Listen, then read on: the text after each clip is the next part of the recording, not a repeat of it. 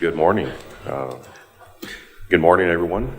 And very happy to be here this morning to present what we think is a real paradigm shift in school improvement in Indiana.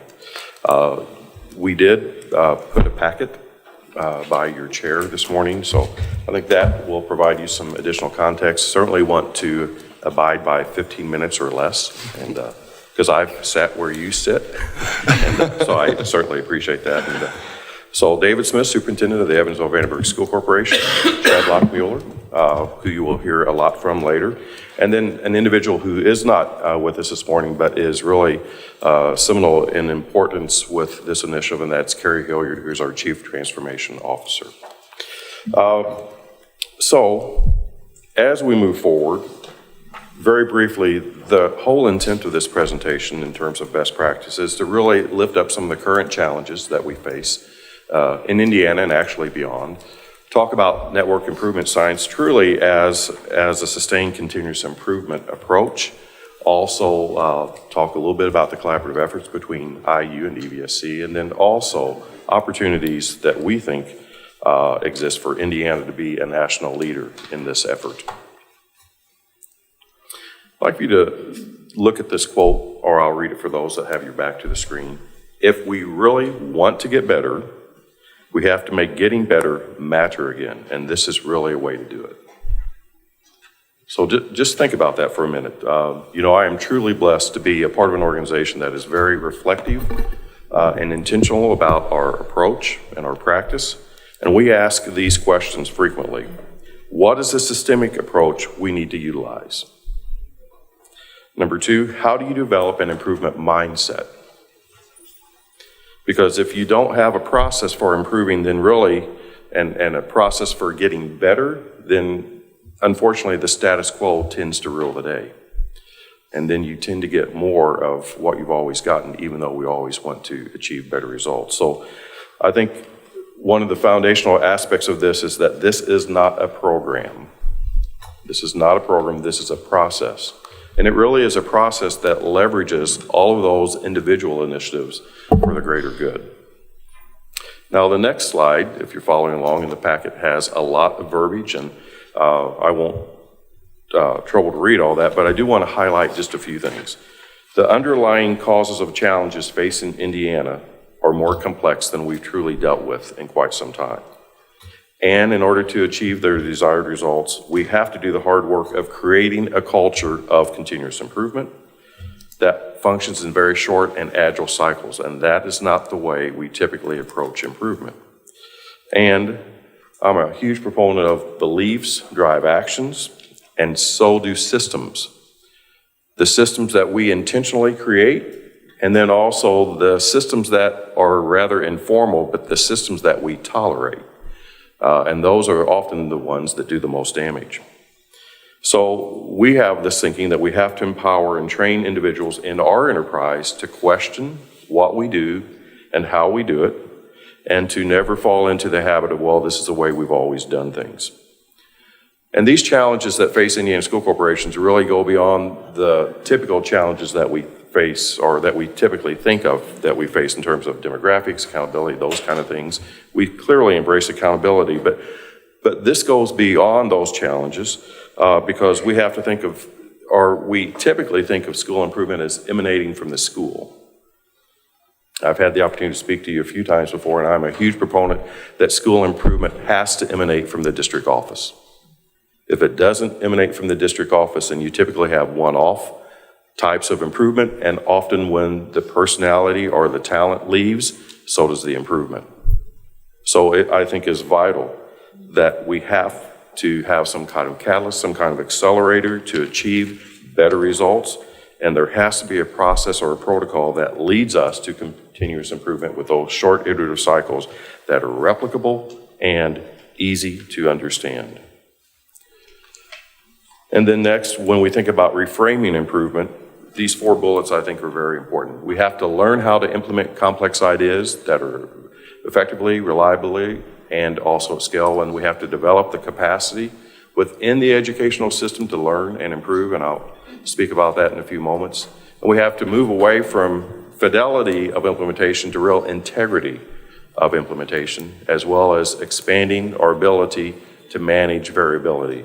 Frankly, variation performance is at the core of what we're trying to improve. And yet we don't often, thank you, Ron, we don't often address that. And then I think one of the things that is certainly a recurring theme that just came to my attention recently when I had the opportunity to convene with 12 leaders in healthcare and manufacturing and education. Systems thinking is not existent in educational training. Think about that. Systems thinking is not existent in educational training. We are trained from day one as teachers to work in silos. You're a third grade teacher. You teach English. You teach math. Cross-functional teams and the ability to work together to solve our most urgent problems is non-existent. This offers a way forward, and that's why I am such a proponent. Chad? Well, thank you all so much for the opportunity to come and speak with you this morning. The work that we're doing in Evansville-Vanderburg is work that IU embarked on 2 years ago to really position Indiana University Bloomington as a hub for networked improvement science, both in the state of Indiana and also regionally as well. This model really involves two core processes. The first is a structured inquiry process, which we introduce to teachers through a plan, do, study, act cycle. We ask teachers to basically identify a problem that matters to them, identify a change idea that they develop, and then develop tests to determine whether or not that change idea is in fact working. Those tests are aligned to measures that the school corporation has deemed important and that also align with state accountability measures as well. The second part of this model involves basically a networked improvement community, which is a way of accelerating social learning throughout the educational enterprise. This is the systemic part of our work together in Evansville. We're building that networked improvement community across 3 elementary schools in the district right now, and we're slowly scaling that as we see results and as we refine our approach to introducing it. The thing that I want you to understand about networked improvement science is that under this model, Indiana University is functioning essentially as a hub in the organization. We're providing support to EVSC both on the analytics side as well as on the service delivery side.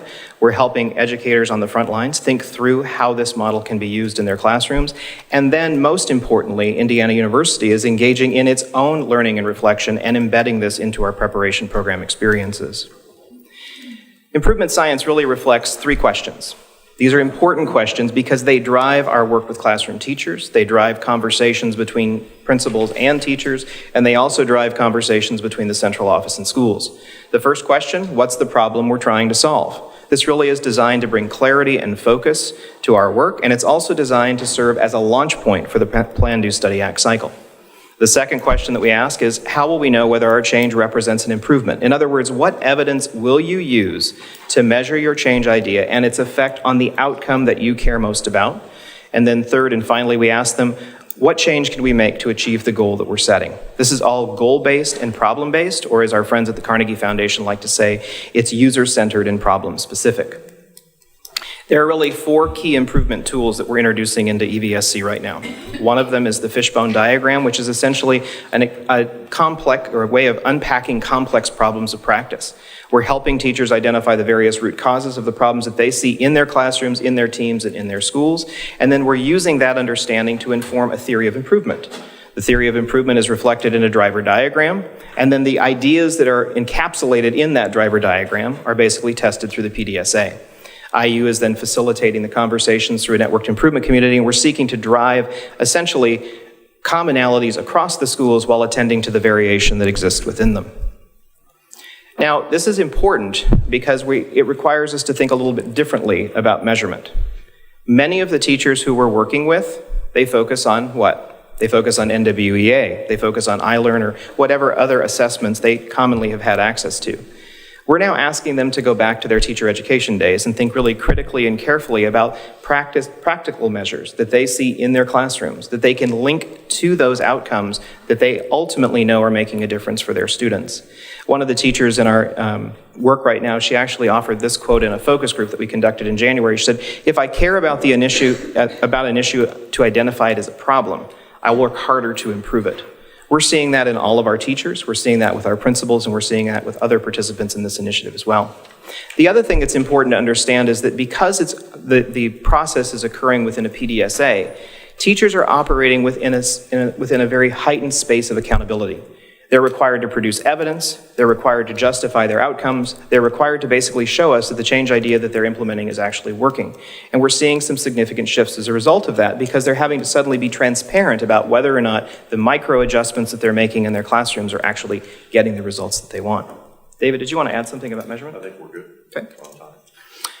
So this all actually is part of a process that we're also engaged in at IU, and I want to share this as just an illustration because it gives you a sense of how we're approaching this work at a university level.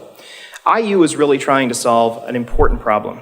We recognized several years ago that we weren't supporting schools and school corporations across the state on issues of continuous improvement. We didn't have the mechanism in place to do that. We didn't have an improvement model that resonated with schools. We didn't have deep partnerships with school corporations. And so we started looking essentially at what the causes of that were. We looked at our program and our curriculum. We looked at the resources that we were deploying within higher ed. We looked at our relationships between K-12 and higher ed. And then we also looked at our approach and our capacity. And we came to realize that this was a problem that we could solve if we began working on it intentionally. This led us to develop a theory of improvement. And this is basically the theory that is guiding our work at IU. This is a reflection of the driver diagram that many of our schools are actually creating as they embark on their own PDSAs. Basically, what this shows you is that we are adopting a multi-pronged, multi-level approach to try and introduce networked improvement science in school corporations across the state and to position IU as its hub in the state. We're looking specifically at our university-based learning opportunities, how we're partnering with local school corporations, also how we're engaging in teacher and principal professional learning and preparation activities, and then we're also thinking about how we as faculty develop and learn new skills and ideas. Now this leads us to the partnership that we have with EVSC. IU began this partnership with EVSC in 2015 with a successful principal leadership cohort. Through that process, we realized, this might surprise you, IU was behind. We needed to think differently about how we were preparing principals to engage in continuous improvement, to see the system where these problems or these challenges were in fact existing, and to think differently about how we could leverage our preparation experiences so that they were more meaningful for the folks who are working in schools. This led us to embark on another partnership where we basically recruited EDD students from EVSC, and the district graciously provided them with a scholarship to engage in a dissertation that helped them understand, mine, and make sense of a problem of practice. And it was about this time that Carnegie, the Carnegie Foundation for the Advancement of Teaching, invited IU and EVSC as one of 11 sites to be a partner in their iLead initiative, which stands for Improvement, Leadership, Education, and Development. With Carnegie as a partner in the background, EVSC and IU are now working together to test, develop, and ultimately implement these ideas in a meaningful way.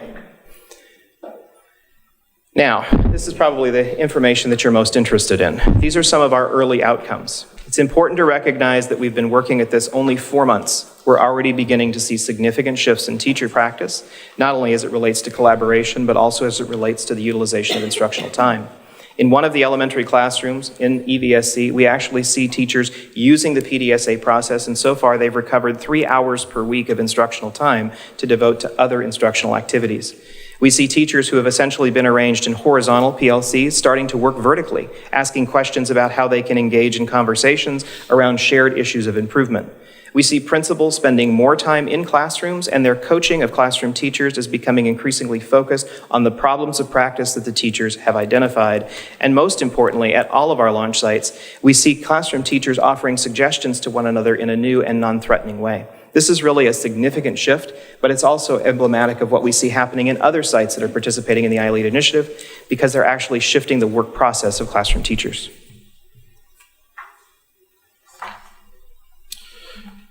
Tell you, I know a lot of people that talk quickly, but you got a lot in. This basically is the final slide, even though you have some additional slides in your packet. I just want to reinforce a few things that are really questions. So once again, how do we as an organization improve? How do you develop an improvement mindset? And then how do you empower your teachers to do the job that they love and they want to do? This work has empowered teachers in a way that goes well beyond anything that I've ever seen. It actually does energize them.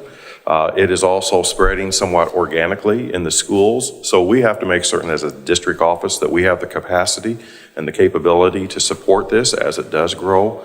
But from a foundational aspect, I wholeheartedly believe in this because I've seen the incredibly positive benefits that it has to offer.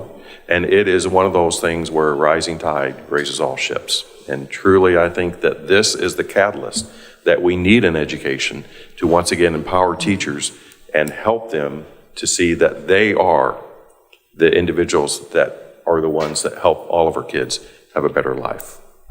Be happy to answer any questions that you might have. Questions by board members? Dr. Fergus? David, it's great to see you back again. I use Evansville as one of the beacons of change and transformation in the state. You touched on two principles I think that are really important, which is continuous improvement and also the notion of systemic transformational change. And that is a concept that we keep trying to get across to superintendents, boards, and teachers and others. So keep moving in that direction, keep talking. And my colleagues at IU, I'm at IU South Bend, and so I can appreciate what you're doing. My question is, if you have teachers sort of identifying their own problems and solving them, which is commendable, of course, what is the grander scheme from the central office and the notion of systemic change? It seems to a person not in education, maybe those are at competing demands. How do you bring it all together for transformational change? Certainly. Great question, and good to see you all again. We have invested so much time and resource into our continuous improvement plan, which others kind of refer to as a strategic plan. And I say this with some embarrassment, our school improvement plans were not necessarily aligned to the corporation improvement plan. And we do have a great deal of learned individuals throughout our buildings, but certainly in central office, whose primary focus is making certain that all change or all improvement that requires a change. Let me back up. Not all change is improvement, but all improvement requires change. So how do you actually focus all of your change efforts into aligning to your systemic goals? So this truly does fall into, I think, the area that if we're all pushing in the same direction, we can achieve great results. So it is more of a focused approach. Teachers then can align their work to the school improvement plans, which are aligned to the corporation improvement plan. So it really is a way of making certain that we're all swimming upstream. Would it be fair to say it's a cultural change within the community, the school community, that it's a new way of thinking about change? Because change is intimidating, of course, from the research, and few people like to change. But is that the unifying theme that's driving your entire district now? It is. Recently, there's an individual who is a national expert on change and the dynamics of change. And no matter where she travels, two things are fundamental: communication and trust. And if there is not trust that exists, that you can try something and fail, then typically you then fall back into compliance, and compliance never drives any improvement. So yes, I'm a huge proponent of beliefs drive actions. So teachers now have to believe that they will be appreciated and encouraged to find those improvements within their classroom, and all of that needs to align with the overarching goals. Thank you. Absolutely. Many of our school improvement and district improvement models have tended to orient to change and to improvement as a process of disaggregation. We basically go down to the lowest common denominator and look for the problems at that level. But systemic improvement ultimately requires a process of aggregation, bringing those various entities together into some type of a coherent strategy. That's where networked improvement science comes in, because it basically allows the district to work in an aggregated manner, bringing individual PDSAs up from teacher teams into school-level drivers, and then into a systemic rationale for why we're doing what we're doing that does align to the continuous improvement plan. Any other questions about board members? I just have a comment. I just want to congratulate both of you. So Dr. Smith, appreciate your leadership in Evansville. Dr. Lochmiller, appreciate your leadership at IU. Coming from a Purdue grad, that goes 10 times that compliment. But you're a perfect example of leadership matters. So I appreciate everything you're doing for your students and for your entire community. So congratulations and thank you from the department and from just the kids that you're serving. Thank you. Any other questions or comments? Seeing none, thank you very much. Thank you.